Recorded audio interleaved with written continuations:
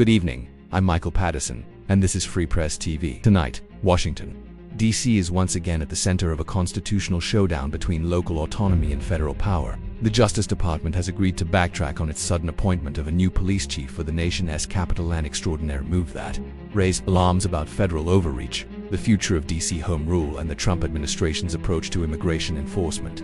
On Friday, after an emergency hearing in federal court, the Justice Department announced it would remove Terry Cole, the Drug Enforcement Administration administrator, from the role of emergency police chief of Washington, D.C. The appointment, made late Thursday night by Attorney General Pam Bondi, had shocked city officials and residents alike.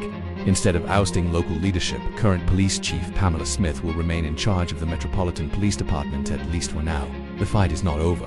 At the heart of this dispute is Section 740 of the 1973 Home Rule Act, a law that has long defined the delicate balance of power between Washington's elected officials and the federal government. That law allows the president to request the services of the D.C. police force for up to 30 days. But the Trump administration has invoked it far more aggressively, placing the city's police under direct federal control in the name of combating crime. The takeover came with sweeping changes to DC's long-standing immigration sanctuary policies.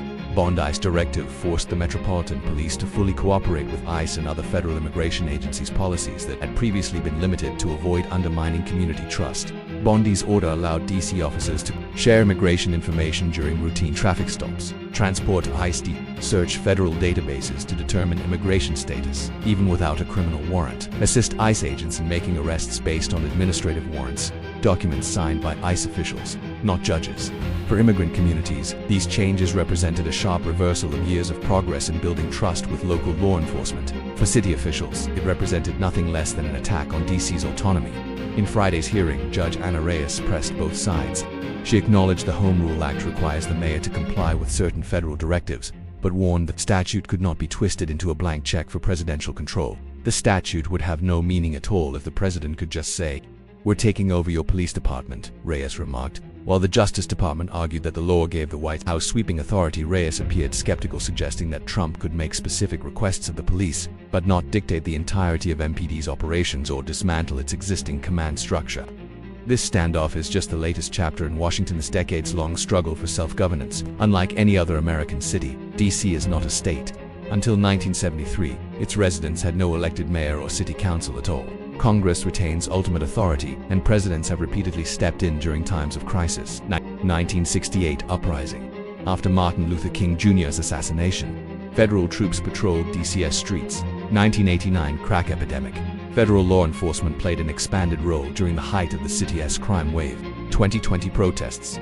President Trump used federal officers and the National Guard to clear demonstrators from Lafayette Square. For many Washingtonians, the current federalization feels like history repeating itself.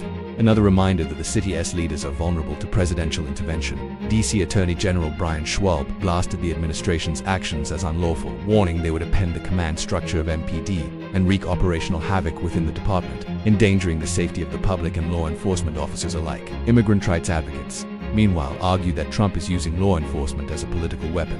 The administration's willingness to dismantle sanctuary policies in D.C. sends a signal to other cities nationwide. And for Mayor Muriel Bowser, the stakes could not be higher.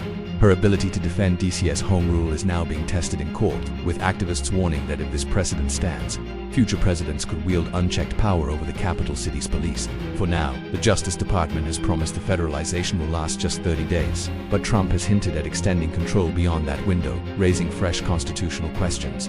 Judge Reyes has ordered both sides back to court next week to debate the rewritten immigration directives. Until then, the Metropolitan Police Department remains caught in a tug-of-war between City Hall and the White House, between local accountability and federal control. This is Michael Patterson, and you're watching Free Press TV.